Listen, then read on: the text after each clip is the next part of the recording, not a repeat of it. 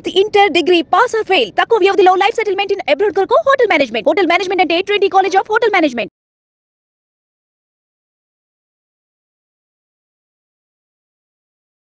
Sixth seventh లోనే IIT coaching కి వెళ్ళిపోవచ్చు అంటారా? ఐఐటి కోచింగ్ కి 6వ తరగతిలో 7వ తరగతిలోనే ఎందుకు తొందరపడుతున్నారని నన్ను అడుగుతున్నా. ఎంతమంది ఐఐటి అయ్యి టెక్నికల్ జాబ్సే చేస్తున్నారు, వాళ్ళందరూ ఎంబీఏలు ఎందుకు చేస్తున్నారు?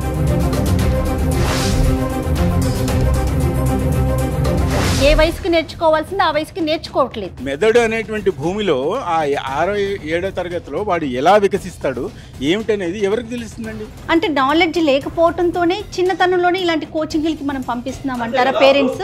ఎడ్యుకేషన్ సిస్టమ్ లో కమర్షియాలిటీ రావడం వల్ల వాళ్ళు 1 1 1 2 2 2 3 అని అట్లా చదివేసరికి బాబు నీకు డిగ్రీ బీకామ్ ఉందా బీటెక్ ఉందా నాకు అనవసరం, నీకు స్కిల్ ఉందా నేను జాబ్లో అప్లై చేయి, నేను పలానాది అవ్వబోతాను అని చెప్పడానికి ఏ వయసులో వారికి కరెక్ట్ మెచ్యూరిటీ వస్తుంది? 8వ తరగతికి వచ్చేటప్పటికి 9, 10 తరగతులు చెప్తారు. ఇంటర్మీడియట్కి వచ్చేటప్పటికి ఐఐటి అంటే వాడి స్థాయికి మించి పాఠాలు చెప్పడం జరుగుతుంది. నువ్వు ఏదన్నా చదువు కానీ మనస్ఫూర్తిగా చదువు.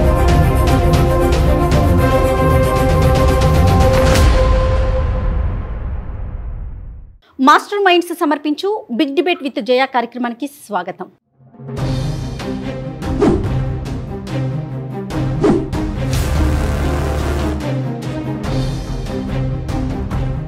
సాధారణంగా ప్రతి తల్లిదండ్రి కూడా తమ పిల్లల్ని బంగారు భవిష్యత్తులోకి తీసుకువెళ్లాలని, వారు ఉజ్వలంగా ఉండాలని, దేదీప్యమానంగా వెలిగిపోవాలని, ఉన్నత శిఖరాలకి చేరుకోవాలని ప్రతి ఒక్కరు కోరుకుంటారండి.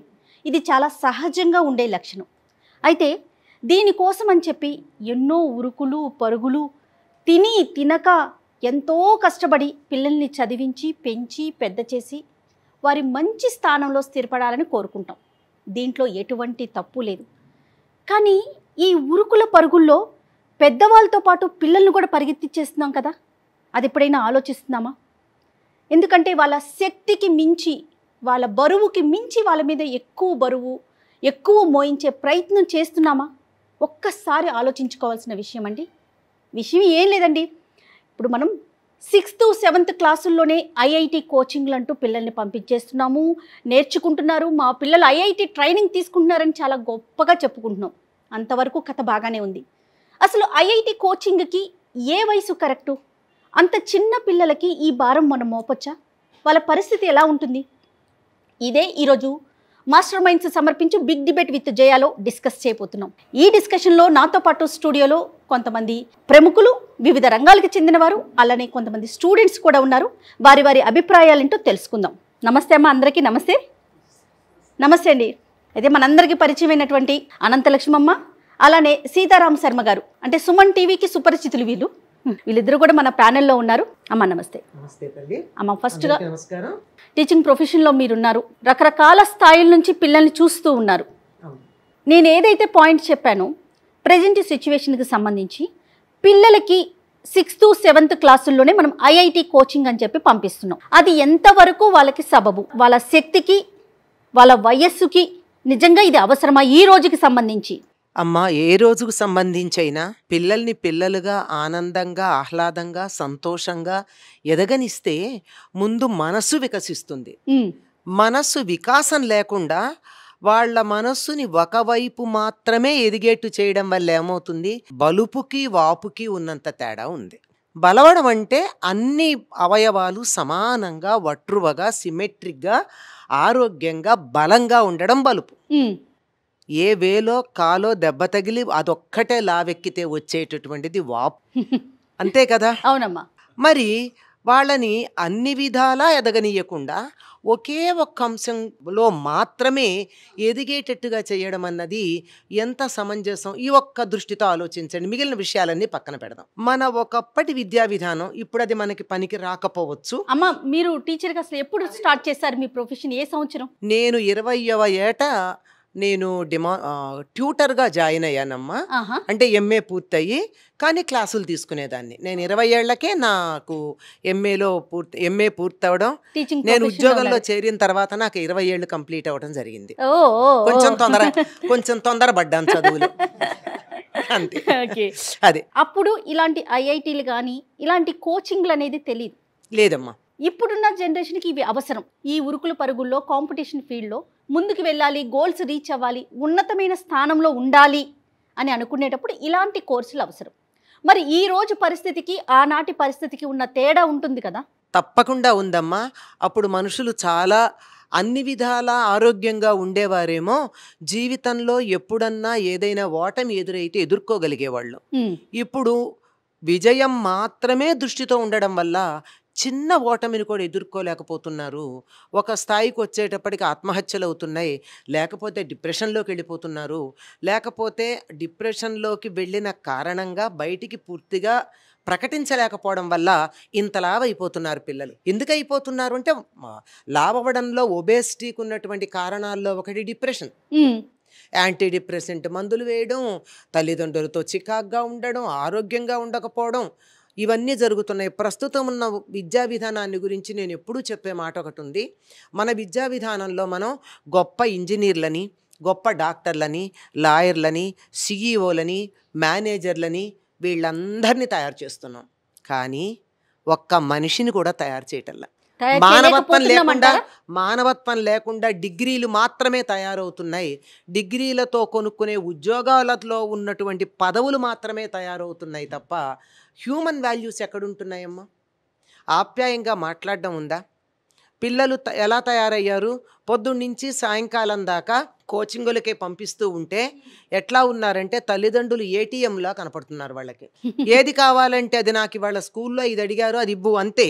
తల్లో తండ్రి ఇవ్వాల్సిందే తప్ప ఇది నాకు అవసరమా, టీచర్ చెప్పింది, నేను ప్రత్యేకంగా నా అంతటి నేను తయారు చేసుకోగలనా, కొనిపెట్టకుండా కూడా నేను దీన్ని సృష్టించుకోగలనా, ఉన్నదాంతో మేనేజ్ చేయగలనా, ఇలాంటి క్రియేటివిటీ లేదు. రైట్. ఆరోగ్యంగా గనక ఉన్నట్టయితే మానసికంగా ఎప్పుడైనా సరే ఏదైనా సరే చాలా తేలికగా నేర్చుకోగలుగుతారు. అంటే ఒక భాగం మాత్రమే ఎదగడం వల్ల ఇబ్బంది కలుగుతోంది. కాదమ్మా, ఏ వయసుకి నేర్చుకోవాల్సింది ఆ వయసుకి నేర్చుకోవట్లేదు.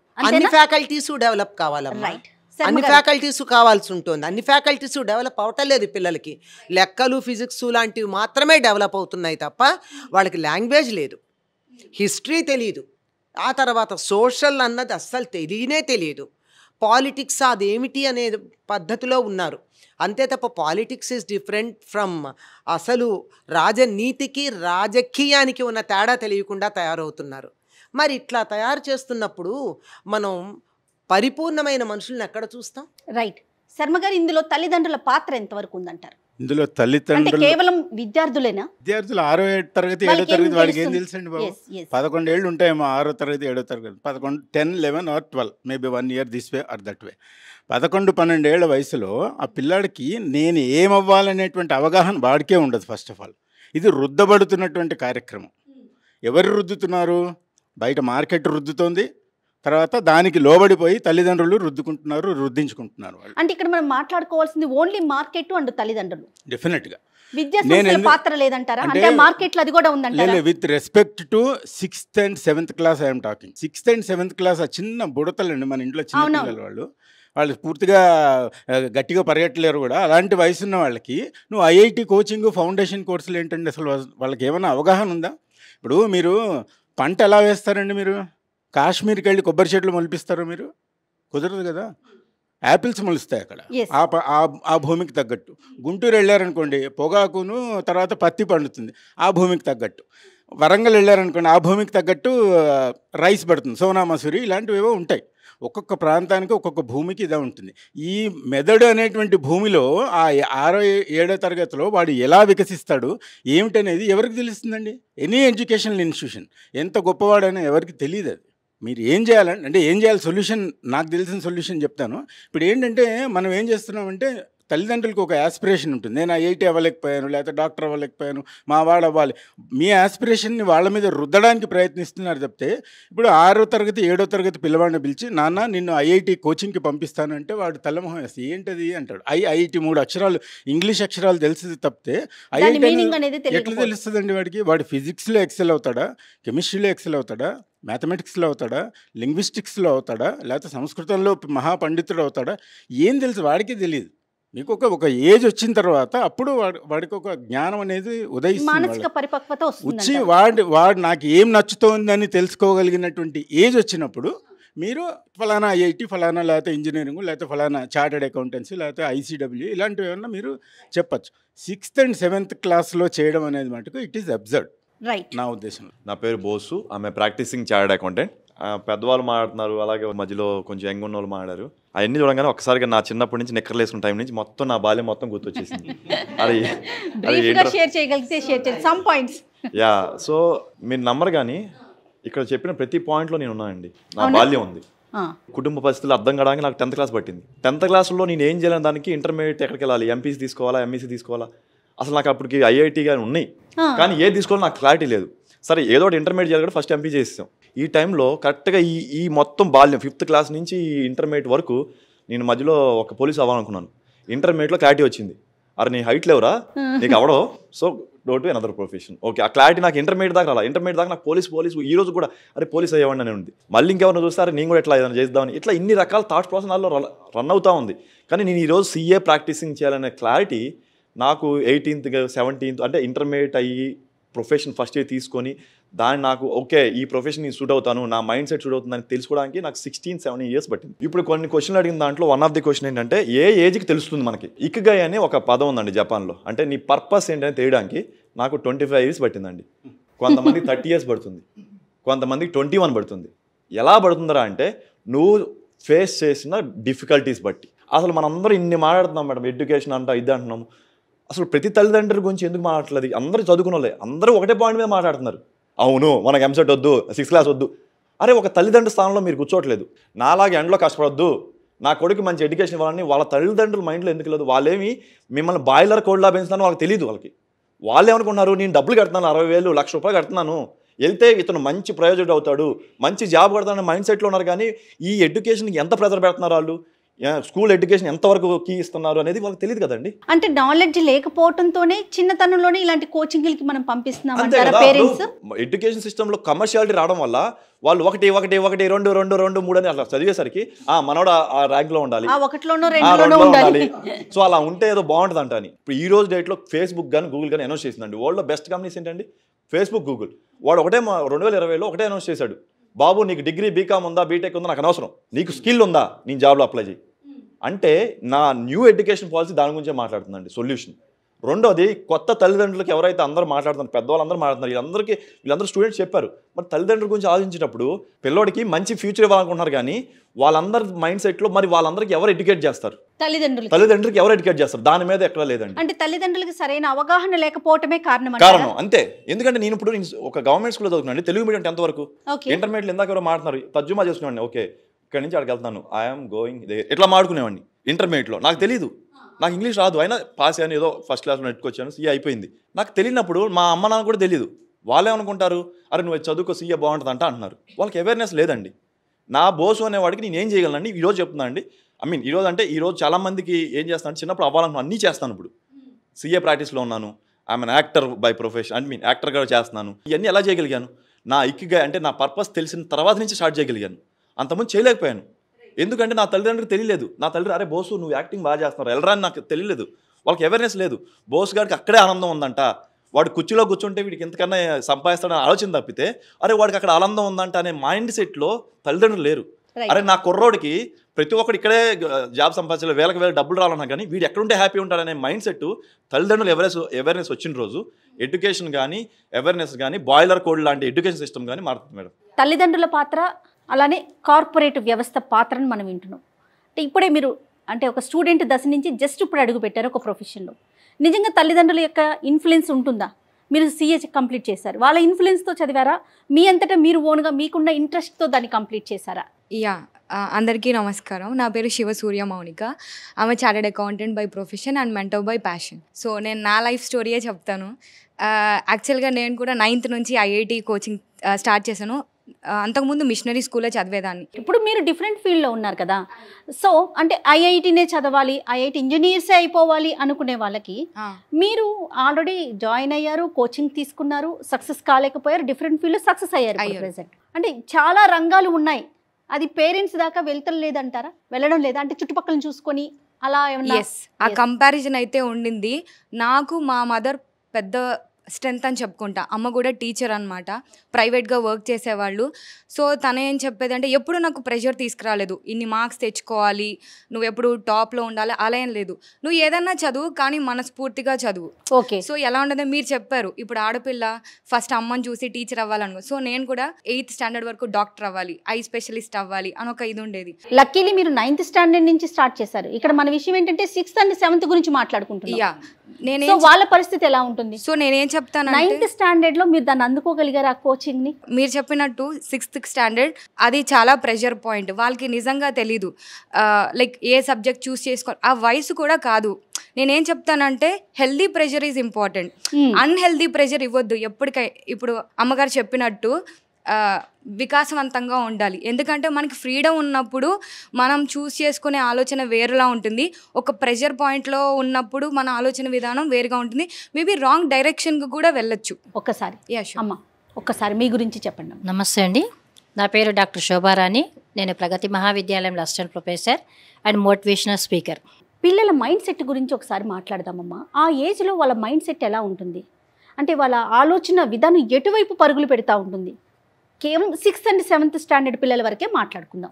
పిల్లల ఆలోచన విధానము అంటే పేరెంట్స్ ఏమంటారో అని చెప్పేసి ఒకవైపు భయంగా ఉంటుంది, బయట వెళ్తే మేము ఎలాగ ఉండాలి అని చెప్పేసి ఒకవైపు ఒత్తిడి ఉంటుంది. కాబట్టి వాళ్ళు ఎటు చేయలేని పరిస్థితిలో ఉంటారు. ఒకవైపు సరే పేరెంట్స్ నుండి నమ్ముకుందామా అని వాళ్ళు చెప్పినట్టుగా చేద్దామా అని అనుకుంటే వాళ్ళకు ఇష్టం అనేది ఉండదు ఆ సబ్జెక్టు పైన. కానీ వాళ్ళు పేరెంట్స్ ఏం చేస్తున్నారంటే అంటే ఫ్రెండ్స్ని చూసి వీళ్ళు ఆహా ఓ మా ఫ్రెండ్ ఈ విధంగా చేస్తున్నారు కదా నేను కూడా అలాగే వెళ్ళిపోవాలి కదా అని చెప్పేసి వీళ్ళు అనుకుంటారు. అదేవిధంగా ఈ పేరెంట్స్ కూడా వాళ్ళు మా కొలికు వాళ్ళ ఫ్రెండ్ను అట్లా వేసేసారు, ఆ కాలేజ్లో వేసారు, ఆ స్కూల్లో వేశారు కాబట్టి నేను కూడా అదే వేయాలి అని చెప్పేసి ఒక ప్రెస్టేజ్ లాగా చూస్తున్నారే కానీ పిల్లల యొక్క భావనను అర్థం చేసుకోవడం లేదు. రైట్.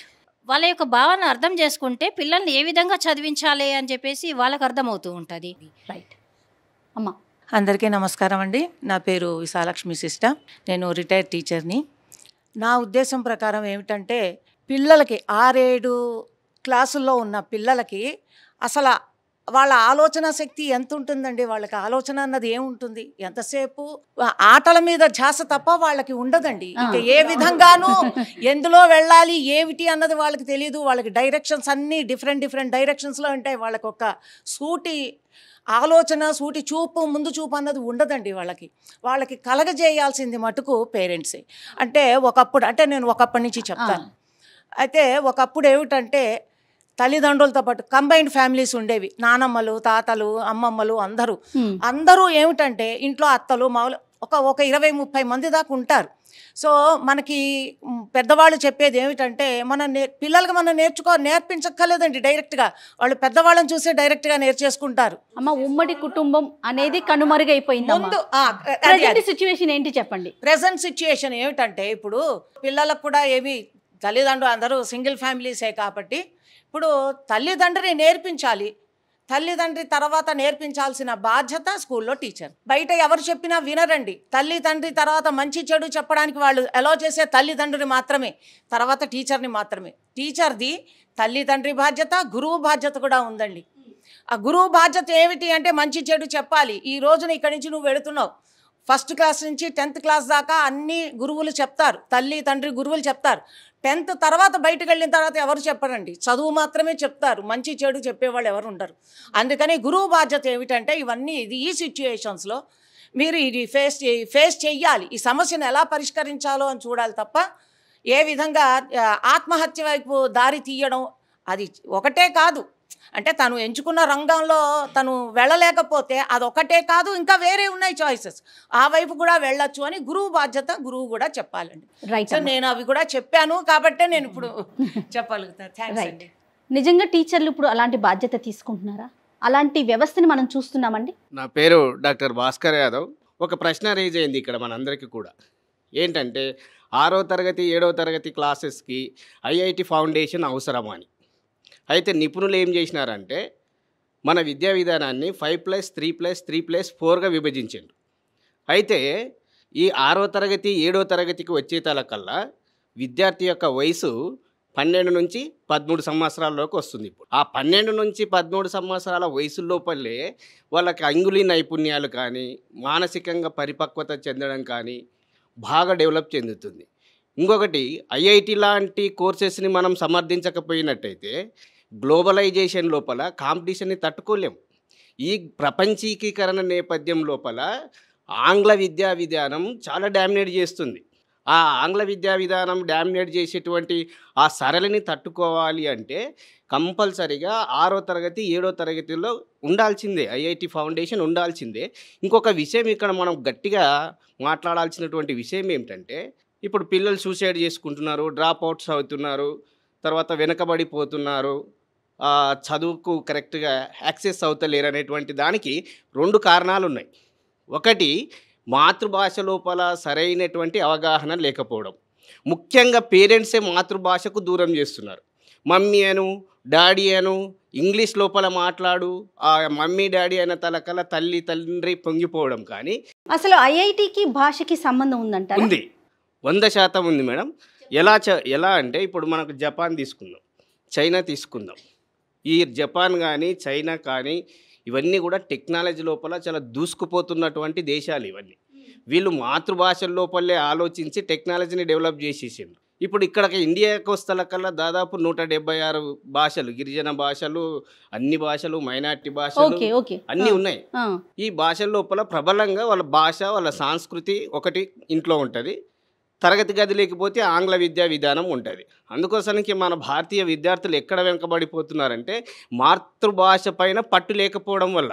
ఆ మాతృభాషకే పెద్దపీట వేయాలని చెప్పేసి 2020 జాతీయ విద్యా విధానం ప్రకటించింది. కాబట్టి మనం పేరెంట్స్గా ఏం చేయాలంటే, పేరెంట్స్ అందరూ కూడా ఏం చేయాలంటే ఫస్ట్ మాతృభాష పైన పట్టు వచ్చేటట్టు చూడాలి. మాతృభాష పైన ఎప్పుడైతే పట్టు వస్తుందో, సరే తెలుగు పిల్లలు అయితే తెలుగు వాళ్ళు, మరాఠీ వాళ్ళు అయితే మరాఠీ పట్టు వస్తుందో అప్పుడు ఏంటండి, అప్పుడు ఐఐటికి ఈజీ అవుతుందంటారా? పట్టు వచ్చినప్పుడు కాన్ఫిడెన్స్ వస్తుంది, ఆత్మవిశ్వాసం వస్తుంది.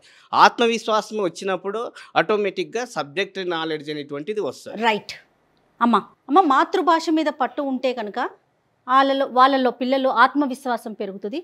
ఏదైతే మనం ఐఐటి కోచింగ్లు ఇలాంటివి అనుకుంటున్నామో అవి సాధించగలుగుతారు.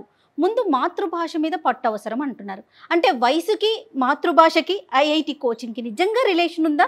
తప్పనిసరిగా ఉందమ్మా. ఎందుకంటే ఇంట్లో మాట్లాడుకునే భాషతో మాతృభాష అంటే తల్లి కడుపులో ఉండగా నేర్చుకోవడం మొదలుపెట్టింది కనుక తేలికగా అర్థమవుతుంది. విషయం తేలికగా అర్థమైనప్పుడు సబ్జెక్టు ఎక్కువగా నేర్చుకుంటారు. ఇప్పుడు మనం ఇంగ్లీష్లో నేర్చుకోవాలంటే ముందు ఇంగ్లీషులో అనుకుని దాన్ని తెలుగులోకి అనువాదం చేసుకుని ఆ తెలుగుతో మనసుకు ఎక్కించుకునేటప్పటికీ కొంచెం గ్యాప్ ఉంది. ఇప్పుడు ఈ రోజుల్లో చూసుకుంటే తల్లిదండ్రులు కూడా ఇంట్లో ఇంగ్లీష్ మాట్లాడే పేరెంట్సే కదా ఉంటున్నారు పిల్లలతో. వాళ్ళ ఇంగ్లీషు సబ్జెక్టుకి సంబంధించిన ఇంగ్లీష్ కాదు కదమ్మా. That is a different English. అది ఒక భాష బాగా వచ్చినట్టయితే మరొక భాష నేర్చుకోవడానికి తెలివిగల వాళ్ళకి 30 రోజులు చాలు అని చెప్పి మనస్తత్వ శాస్త్రవేత్తలు చెప్పినటువంటి మాట. ఇది ఏ భాష నేర్చుకోవాలన్నా ప్రధానంగా ఉండవలసింది మాతృభాషలో పట్టు. ఎందుకంటే మనసులో తొందరగా అర్థం చేసుకునే అవకాశం ఉంది. అందువల్ల మీరు ఇంగ్లీష్ నేర్చుకోండి, తప్పనిసరిగా నేర్చుకోవాలి, వద్దని ఎవ్వరూ చెప్పట్లా, నేర్చుకుని తీరాలని ఘంటాపథంగా చెప్తున్నాం. ఇప్పుడు భాష మీద పట్టుంది, వయసుతో సంబంధం లేకుండా నాలెడ్జ్ని పెంచుకోవచ్చా? ఆ పిల్లవాడికి పిల్లోడో భాష మీద పట్టుంది, 6th 7thలోనే ఐఐటి కోచింగ్కి వెళ్ళిపోవచ్చు అంటారా? ఐఐటి కోచింగ్కి 6వ తరగతిలో 7వ తరగతిలోనే ఎందుకు తొందరపడుతున్నారని నన్ను అడుగుతున్నా. ఎందుకంటే ఎంతమంది ఐఐటీస్ ఐఐటి అయ్యి టెక్నికల్ జాబ్సే చేస్తున్నారు, వాళ్ళందరూ ఎంబీఏలు ఎందుకు చేస్తున్నారు? Just think. దీన్ని బట్టి మీకు అంత తొందరగా వాళ్ళ ప్రొఫెషన్ మనం డిసైడ్ చేయడం సరా కాదా అన్నది. ఐఐటియన్స్ అంతా ఎంబీఏలు ఎందుకు చేస్తున్నారు దానికి సమాధానం చెప్తే 6-7 తరగతుల్లో ఐఐటి కోచింగ్ అవసరమా అన్నది మనకు అర్థమవుతుంది. రైట్. స్టూడెంట్స్ నీ పేరు మా? హలో అండి, నా పేరు శివసాయి కార్తిక్, మాస్టర్మైండ్ స్టూడెంట్. కార్తిక్ చెప్పండి, అందరూ చెప్తూ ఉన్నారు అంటే భాష మీద ఒక పట్టు ఉండాలి. 6th 7th స్టాండర్డ్లో వాళ్ళకు అంత నాలెడ్జ్ ఉండదు, వాళ్ళకు ఒక మెచ్యూరిటీ లెవెల్స్ వచ్చాక ఐఐటికి వెళ్ళటం కరెక్ట్ అని మీ ఒపీనియన్ ఏంటి? అంటే ఇప్పుడు మీరు అడిగిన క్వశ్చన్లో లాంగ్వేజ్ గురించి ఉంది కదా. Language is a medium actually. It helps to understand things better. కానీ అదే మొత్తం ఇప్పుడున్న ప్రజెంట్ హైటెక్ వరల్డ్లో లాంగ్వేజ్ వల్ల మొత్తం డిఫరెన్స్ అవుతుందంటే ఐ డోంట్ అగ్రీ. కానీ it place a major part. అంటే మనం జనరలైజ్గా మాట్లాడుకుందాం, ఒకరు ఇద్దరు కాదు, జనరల్గా ఆ వయసులో పిల్లలకి ఓకేనా? ఎందుకంటే మీరు జస్ట్ దాటారు కాబట్టి. అండ్ 6th 7th క్లాస్లో మ్యాక్సిమం ఏం తెలుస్తుంది? నీకేమనిపించేదమ్మా 6th 7th స్టాండర్డ్లో నువ్వు సీఏకి వెళ్తాను, సీఏ కోచింగ్ తీసుకుంటానని అప్పుడే ప్రిపేర్ అయ్యావా? అంత ఐడియా లేకుండే కదా మ్యామ్. అంటే లైక్ పక్కన సొసైటీలో ఎవరు మ్యాక్సిమం ఏది చేస్తే ఇప్పుడు డాక్టర్ ప్రొఫెషన్ బాగుంటుంది అంటారు చాలామంది, అది అనుకునే వాళ్ళం. కొంతమంది ఐఏఎస్ ఐపీఎస్ అంటారు. అలా స్టూడెంట్స్ అనేది సొసైటీ ప్రకారం మైండ్ సెట్ చేంజ్ చేస్తూ ఉంటారు. అలా ఇప్పుడు 6th 7th క్లాసెస్లో అంత బర్డెన్ పెట్టడం కూడా కరెక్ట్ కాదని నా ఒపీనియన్. ఒక 9th 10th వరకు they have to understand themselves, like దేంట్లో దే ఆర్ గుడ్ అని.